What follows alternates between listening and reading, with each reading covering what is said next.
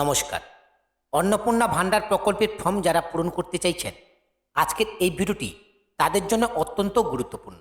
আজকের এই ভিডিওর মাধ্যমে আমি আপনাদেরকে দেখাবো অন্নপূর্ণা ভান্ডার প্রকল্পের ফর্ম কিভাবে পূরণ করতে হয়, কোন অপশানে কি লিখবেন, প্রত্যেকটি অপশান আপনাদেরকে ধরে ধরে বুঝিয়ে দেব আপনারা কিভাবে ফর্মটাকে পূরণ করবেন। তাই সম্পূর্ণ ফর্ম পূরণের পদ্ধতিটা বুঝতে অবশ্যই ভিডিওটি শেষ পর্যন্ত দেখবেন। ভিডিওটি ভালো লাগলে অবশ্যই লাইক করে বন্ধুদের মধ্যে শেয়ার করে দেবেন। পাশাপাশি চ্যানেলে প্রথম হয়ে থাকলে চ্যানেলটিকে সাবস্ক্রাইব করে পাশে থাকা নোটিফিকেশানটা অন করে রাখবেন। আপনাদেরকে অলরেডি আমি কিন্তু জানিয়েছি অন্নপূর্ণা ভান্ডার প্রকল্পের ফর্ম 3টে ফরম্যাটে কিন্তু পাবলিশ হয়েছে, ইংলিশ, বাংলা এবং হিন্দিতে। আমি বাংলায় ফর্মটা কীভাবে ফিল আপ করতে হয় সেই প্রসেসটি দেখাচ্ছি। ইংলিশের ক্ষেত্রে সেম একই, আর হিন্দি যারা রয়েছে তাদের ক্ষেত্রেও একই। এই অন্নপূর্ণা ভান্ডার প্রকল্পের ফর্ম মোট কিন্তু 13টি পেজ রয়েছে। প্রত্যেকটি পেজ কিন্তু আপনাদেরকে ফিল আপ করতে হবে। একেবারে পেজের প্রথম পেজে রয়েছে অন্নপূর্ণা যোজনা পারিবারিক তথ্য সংগ্রহের ফর্ম। একেবারে প্রথমে রয়েছে দেখুন ক, পরিবারের পরিচয়। প্রথমে কিন্তু আপনাদেরকে পরিবারের পরিচয় এখানে দিতে হবে। 1 নম্বর অপশান রয়েছে পরিবারের প্রধানের নাম। আপনার পরিবারের যিনি প্রধান তার পুরো নামটা আপনি এই ঘরে লিখবেন। আধার কার্ড অনুযায়ী আধার কার্ডে যে নামটি রয়েছে সেই নামটাই কিন্তু আপনি এই ঘরে লিখবেন। বাংলা ফর্মে আপনি কিন্তু ইংলিশে লিখতে পারেন, সেক্ষেত্রে কোনো অসুবিধা নেই। এরপর হচ্ছে জন্ম তারিখ, এই ঘরে আপনার জন্ম তারিখটা লিখবেন, সম্পূর্ণ জন্ম তারিখ। এরপর হচ্ছে পরিবারের প্রধানের লিঙ্গ, পরিবারের যিনি প্রধান যার নামটা আপনি উপরে লিখলেন তার লিঙ্গটা এখান থেকে সিলেক্ট করে নেবেন। পরিবারের প্রধানের আধার নাম্বারটা এই ঘরে লিখবেন। ডিজিটাল রেশন কার্ডের পারিবারিক যদি আইডি আপনাদের থেকে থাকে সেই আইডি নাম্বারটা আপনার এই ঘরে লিখবেন। এরপর হচ্ছে পরিবারের সদস্য সংখ্যা, পরিবারে মোট কতজন সদস্য সেটা সংখ্যায় আপনার এই ঘরে লিখবেন। এরপর রয়েছে ঠিকানা, আপনার স্থায়ী ঠিকানা যেটা রয়েছে সেটা আপনি এই ঘরে লিখবেন। এরপর হচ্ছে যোগাযোগ নাম্বার, এই ঘরে আপনি আপনার মোবাইল নাম্বারটাকে লিখবেন। মোবাইল নাম্বারটা পরিবারের যিনি প্রধান তার আধার কার্ডের সঙ্গে যে মোবাইল নাম্বারটা লিঙ্ক রয়েছে সেই নাম্বারটা কিন্তু এই ঘরে লিখতে হবে, তেমনটাই কিন্তু এখানে নির্দেশ দেওয়া হয়েছে। এরপর 9 নম্বর অপশানে জানতে চাওয়া হচ্ছে নাম, জন্ম তারিখ, লিঙ্গ, পরিবারের প্রধানের সঙ্গে সম্পর্ক, আধার নাম্বার, পরিবারের সকল সদস্য। প্রথমে কিন্তু পরিবারের প্রধানের ডিটেলস আপনারা ফিল আপ করলেন। এবার পরিবারের যতজন সদস্য রয়েছে তাদের প্রত্যেকের ডিটেলস পরপর করে ফিল আপ করতে হবে। এরপর ডান পাশের দিকে রয়েছে দেখুন অন্নপূর্ণা যোজনার জন্য আবেদন করা হচ্ছে, হ্যাঁ হলে অবশ্যই হ্যাঁতে টিক করবেন। এরপরে ডান পাশে রয়েছে বয়স 5 বছরের কম হলে আধারের জায়গাটা আপনারা এনে না লিখে চিহ্নিতকরণ করবেন। এরপর এই ফর্মটির মাঝখানের দিকে লক্ষ্য করলে দেখতে পাবেন পরিবারের প্রধান, এই জায়গায় পরিবারের প্রধানের নাম আবার পুনরায় লিখবেন। এরপর আপনার পরিবারে যে কজন সদস্য রয়েছে সেই কজন সদস্যর ডিটেলস পরপর করেই আপনারা কিন্তু ফিল আপ করবেন। আমি প্রথম সদস্যর ডিটেলসটা দেখিয়ে দিচ্ছি, সেম একইভাবে পরবর্তী সদস্যের ডিটেলস ফিল আপ করবেন। প্রথমে রয়েছে সদস্য সংখ্যা 1, এখানে প্রথম জনের নাম লিখবেন, তার জন্ম তারিখ লিখবেন, তার লিঙ্গ লিখবেন, পরিবারের প্রধানের সঙ্গে তার কি সম্পর্ক সেটা এখানে লিখবেন, এবং তার যদি আধার নাম্বার থাকে অবশ্যই আধার নাম্বারটা এই ঘরে লিখে দেবেন। আর যদি আধার নাম্বার না থাকে তাহলে এই জায়গায় এনে না এই কথাটা লিখে দেবেন। এবং এই ডান পাশের ঘরটা অবশ্যই মার্কিং করবেন, যে সদস্যর ডিটেলস ফিল আপ করছেন সেই সদস্যর ঠিক সোজা তিনি যদি অন্নপূর্ণা ভান্ডারের জন্য আবেদনকারী হয়ে থাকেন তাহলে হ্যাঁ করবেন, নাহলে এই অপশানটা টিক আপ করবেন না। এরপরে সরাসরি চলে আসছি 10 নম্বর অপশানে পরিবারের প্রধান এবং পরিবারের সকল প্রাপ্তবয়স্ক সদস্যর ব্যাংক অ্যাকাউন্ট নগদ অর্থ স্থানান্তরের জন্য, অর্থাৎ পরিবারের সদস্যদের এখন ব্যাংক অ্যাকাউন্টের ডিটেলস এখানে দিতে হবে। প্রথমে রয়েছে HOF, অর্থাৎ যিনি পরিবারের প্রধান তার ডিটেলস প্রথমে ফিল আপ করতে হবে। তার ব্যাংকের নাম, তার ব্যাংক অ্যাকাউন্টের নাম, তার IFSC কোড নাম্বার এই ঘরে আপনারা লিখে দেবেন। ডান পাশে জানতে চাওয়া হচ্ছে ডিবিটি ক্রেডিট কার্ডের জন্য আধার লিঙ্কযুক্ত ব্যাংক অ্যাকাউন্ট তথ্য প্রদান করুন, অর্থাৎ আপনার যেই ব্যাংক অ্যাকাউন্টে ডিবিটি লিঙ্ক রয়েছে সেই ব্যাংক অ্যাকাউন্টের ডিটেলসটা আপনি এই ঘরে দেবেন। সেম একইভাবে সদস্যদের ব্যাংক অ্যাকাউন্টের ডিটেলস ফিল আপ করতে হবে। প্রথমে আপনি যে সদস্যর নাম লিখেছেন সেই সদস্যর ব্যাংক অ্যাকাউন্টের নাম, অ্যাকাউন্ট নাম্বার এবং IFSC কোড নাম্বার সেটাকে লিখে দেবেন। তবে যে ব্যাংকের ডিটেলসটা ফিল আপ করবেন সেই ব্যাংকের সঙ্গে যেন তার ডিবিটি লিঙ্ক থাকে। এইভাবে পরপর করে সদস্যদের ব্যাংক অ্যাকাউন্টের ডিটেলসটা আপনারা ফিল আপ করবেন। এরপরে আসছি 11 নম্বর অপশান। 11 নম্বর অপশানে জানতে চাওয়া হচ্ছে এপিক, HOF, অর্থাৎ পরিবারের প্রধান এবং সকল প্রাপ্তবয়স্ক সদস্যদের ভোটার তালিকার অংশ নম্বর সহ, অর্থাৎ পরিবারের প্রধান এবং যে সমস্ত সদস্যদের ভোটার কার্ড হয়েছে তাদের ডিটেলস এখানে ফিল আপ করতে হবে। প্রথমে রয়েছে HOF এপিক নম্বর, পরিবারের প্রধানের এপিক নম্বর, ভোটার কার্ডের নাম্বারটা এই ঘরে এন্টার করবেন। এরপর রয়েছে বিধানসভা ক্ষেত্র ও অংশ নাম, অর্থাৎ বিধানসভার নামটা লিখবেন এবং অংশ নম্বর কত সেটাও আপনি কিন্তু এই ঘরে লিখে দেবেন। অংশ নম্বর কত সেটা যদি আপনার জানা না থাকে তাহলে ভোটার লিস্টের একেবারে উপরেই কিন্তু আপনারা দেখতে পাবেন অংশ নম্বরটা। সেম একইভাবে প্রত্যেক সদস্যর ডিটেলস এখানে ফিল আপ করতে হবে। যাদের যাদের ভোটার কার্ড হয়েছে তাদের তাদের ডিটেলসটা এখানে ফিল আপ করে দেবেন। প্রথম সদস্য যদি ভোটার কার্ড থাকে তার এপিক নম্বর এখানে দেবেন, তার বিধানসভার নাম এবং অংশ নম্বরটাকে উল্লেখ করবেন। এরপরে আসছি 12 নম্বর অপশানে। 12 নম্বর অপশান রয়েছে আপনাদের কাস্ট ক্যাটাগরি কি রয়েছে সেটা কিন্তু আপনাদেরকে সিলেক্ট করতে হবে। আপনি যদি জেনারেল হন তাহলে ইউআর এই প্রথম অপশানটাকে সিলেক্ট করবেন, অসংরক্ষিত। যদি আপনার কাছে ইডব্লিউএস সার্টিফিকেট থাকে তাহলে আপনি দ্বিতীয় অপশানটা সিলেক্ট করবেন। এসসি হলে এসসির পাশের এই ঘরটাকে সিলেক্ট করবেন যেটা তপশিল জাতি লেখা আছে। এসটি হলে তপশিলি উপজাতি, এই ঘরটাকে সিলেক্ট করবেন। ওবিসি হলে অনন্য অনুগ্রসর শ্রেণী, এই অপশানটাকে সিলেক্ট করবেন। বিশেষভাবে ঝুঁকিপূর্ণ জনজাতি গোষ্ঠী যারা রয়েছে তাদের জন্য এই অপশানটা।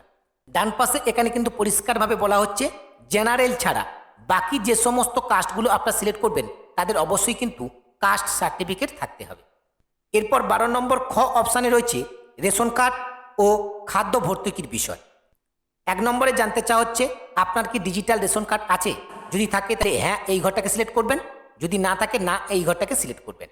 2 নম্বরে জানতে চাওয়া হচ্ছে যদি হ্যাঁ হয় তবে তার কার্ডের ধরন কি, অর্থাৎ আপনার যদি ডিজিটাল রেশন কার্ড থাকে তাহলে সেই রেশন কার্ডের কার্ড ক্যাটাগরি কি রয়েছে সেটা আপনি এখান থেকে সিলেক্ট করে নেবেন।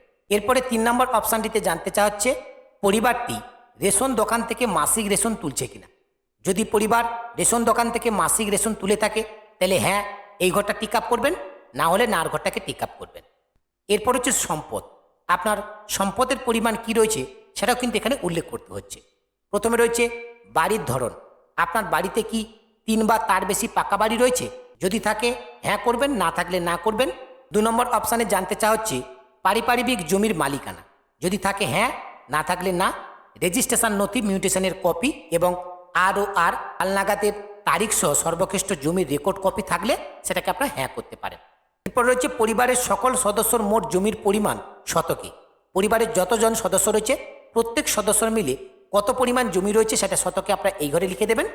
এরপর রয়েছে যানবাহনের ক্ষেত্রে আপনি বা পরিবারের কোনো সদস্য কি অবাণিজ্যিক মোটর চালিত 4 চাকার গাড়ি আছে, যদি থাকে হ্যাঁ করবেন, না থাকলে না করবেন।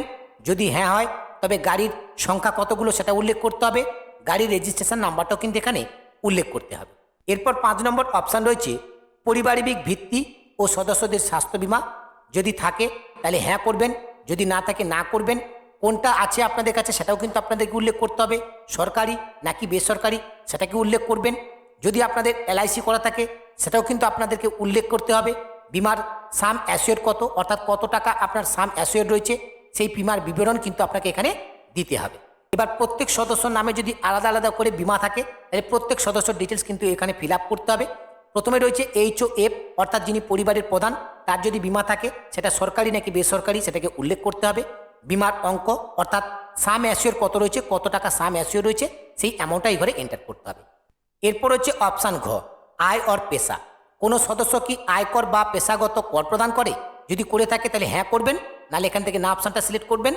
2 নম্বর অপশানে জানতে চাওয়া হচ্ছে পরিবারের সদস্যদের প্যান কার্ড যদি থাকে, যদি প্যান কার্ড থাকে তাহলে হ্যাঁ এই অপশানটাকে সিলেক্ট করবেন এবং প্যান কার্ডের নাম্বারগুলো কিন্তু আপনাদেরকে উল্লেখ করতে হবে। HOF অর্থাৎ পরিবারের প্রধানের নাম, তার প্যান নাম্বার, বাকি যে সদস্যরা রয়েছে তাদের নাম, তাদের প্যান নাম্বার থাকলে অবশ্যই এই ঘরে লিখে দেবেন। 3 নম্বর অপশানে কর্মসংস্থানের ধরন, পরিবারের প্রধানের কর্মসংস্থান কি রয়েছে সেটা উল্লেখ করতে হবে, অর্থাৎ পরিবারের প্রধান সরকারি ক্ষেত্রে কোনো চাকরি করে কিনা বা কাজ করে কিনা, বেসরকারি ক্ষেত্রে করে কিনা, কিংবা কোনো সংগঠিত ক্ষেত্র স্বনিযুক্ত উদ্যোক্তা, ব্যবসায়ী, মালিক ইত্যাদি কিনা, আংশিক সময়ে কর্মরত কিনা অর্থাৎ যারা পার্ট টাইম জব করে, অসংগঠিত ক্ষেত্রে স্বনিযুক্ত কারিগরি, শিল্পী, কৃষক ইত্যাদি কিনা, পরিযায়ী শ্রমিক কিনা, বেকার কিনা, অন্যান্য, এটার মধ্যে যেটা হবে সেটা কিন্তু আপনাকে টিক আপ করতে হবে। সেম একইভাবে এখানে কিন্তু প্রত্যেক সদস্যর তাদেরও কিন্তু কর্মসংস্থানের ডিটেলসটা আপনাদেরকে ফিল আপ করতে হবে। এরপরে চলে আসবেন 4 নম্বর অপশানে পরিবারের শিক্ষিত প্রাপ্তবয়স্কদের সদস্য সংখ্যা এবং পরিবারের অশিক্ষিত প্রাপ্তবয়স্কদের সদস্য সংখ্যা, অর্থাৎ পরিবারে কতজন শিক্ষিত প্রাপ্তবয়স্ক রয়েছে সেই সংখ্যাটা এই ঘরে এন্টার করবেন, কতজন অশিক্ষিত প্রাপ্তবয়স্ক রয়েছে সেটা এই ঘরে আপনারা উল্লেখ করবেন। এরপর রয়েছে পরিবারের প্রধান যদি শিক্ষিত হয় তাহলে শিক্ষিত ঘরটা টিক আপ করবেন, অশিক্ষিত হলে অশিক্ষিতর ঘরটা টিক আপ করবেন।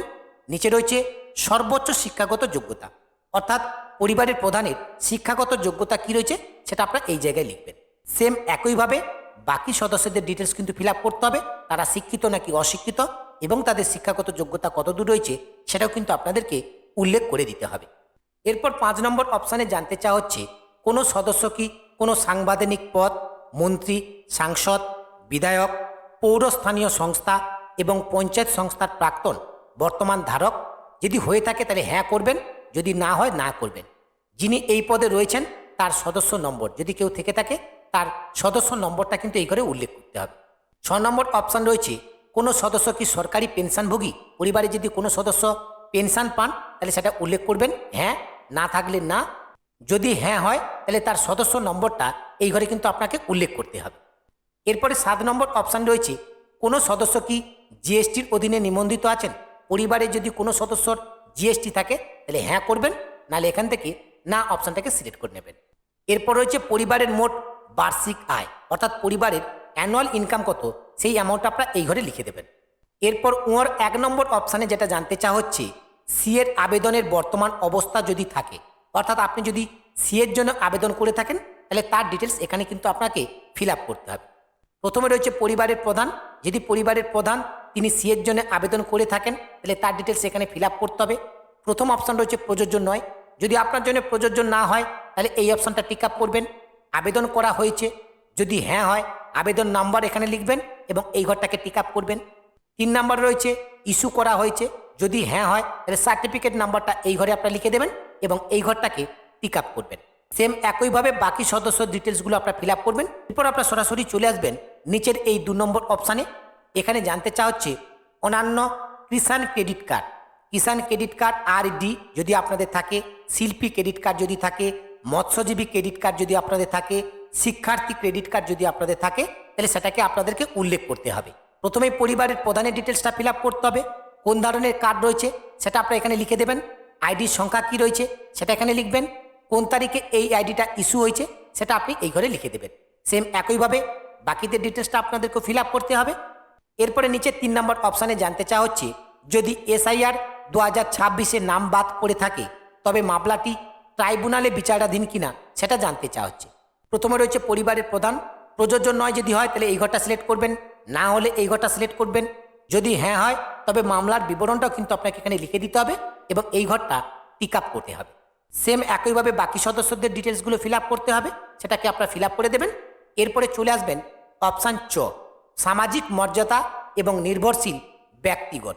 প্রথমেই রয়েছে বিদ্যালয়ের অধ্যয়নরত পরিবারের সকল শিশুর বিবরণ, অর্থাৎ পরিবারে যে সকল শিশুরা রয়েছে তাদের বিদ্যালয়ের বিবরণ এখন কিন্তু আপনাদেরকে উল্লেখ করতে হবে।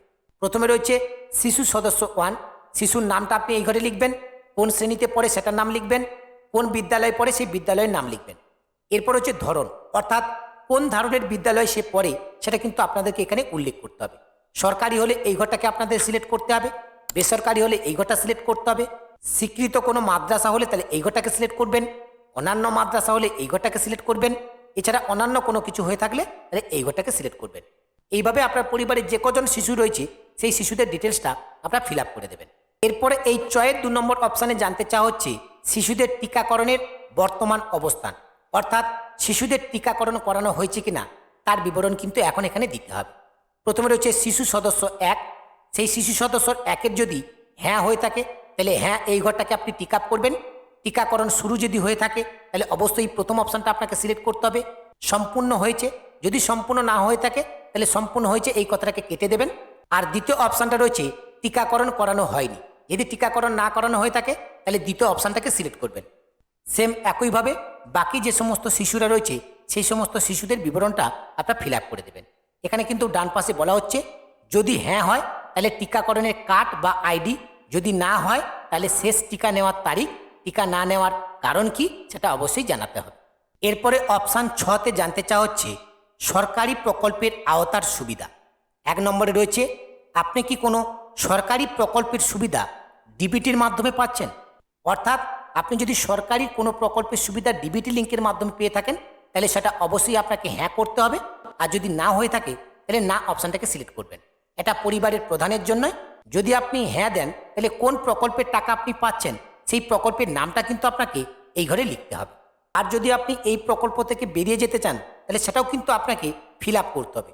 সেটা কিন্তু নিচেই দেওয়া হয়েছে বিকল্প ইনপুট। এখানে কিন্তু প্রকল্পের নাম আপনাকে লিখতে হবে। প্রত্যাহার করতে চান এই হ্যাঁ, এই ঘরটাকে আপনাকে টিক আপ করতে হবে। যদি কোনো সরকারি প্রকল্প আপনি পেয়ে থাকেন এবং সেটা যদি এখন প্রত্যাহার করতে চান তাহলে এই অপশানটা আপনি ফিল আপ করবেন, নাহলে এই অপশানটা ফিল আপ করবার কোনো প্রয়োজন নেই। এই প্রথম অপশানটা পরিবারের প্রধানের জন্য। এরপরে কিন্তু বাকি সদস্যদের অপশান দেওয়া রয়েছে, সেটাকে আপনারা চাইলে ফিল আপ করতে পারেন অথবা এই অপশানটা স্কিপ করতে পারেন। এরপরে বরকেন্দ্র দাকে একটি ঘোষণা এবং সম্মতি দেওয়া হয়েছে। এখানে বলা হচ্ছে আমি এই মর্মে ঘোষণা করছি যে উপরের প্রদত্ত তত্ত্ব আমার জ্ঞান ও বিশ্বাস অনুযায়ী এখানে সম্মত। এই ঘরটায় কিন্তু আপনাকে টিক আপ করতে হবে, কারণ আপনি নিজেই সমস্ত ডিটেলস ফিল আপ করেছেন। যদি কোনো ভুল ডিটেলস আপনি ফিল আপ করে থাকেন তার দায়ভার আপনার নিজের। তাই এখানে সম্মত এই অপশানটা কিন্তু আপনাকে টিক আপ করতে হবে। এই জায়গায় আপনাকে কিন্তু সিগনেচার করতে হবে। এই জায়গায় সিগনেচারটা কে করবে? পরিবারের যিনি প্রধান তিনি কিন্তু এই জায়গায় সিগনেচার করবে। এরপর নিচের দিকে রয়েছে শুধুমাত্র সরকারি ব্যবহারের জন্য। এই নিচের অংশটুকু আপনাকে ফিল আপ করবার প্রয়োজন নেই, এটা কিন্তু সরকারি আধিকারিকরা ফিল আপ করবে। যদি আপনি এই ফর্মটি অফলাইনে জমা দেন, অফলাইনে জমা দেওয়ার সময় এই অংশটুকু কিন্তু আধিকারিকরা ফিল আপ করবে।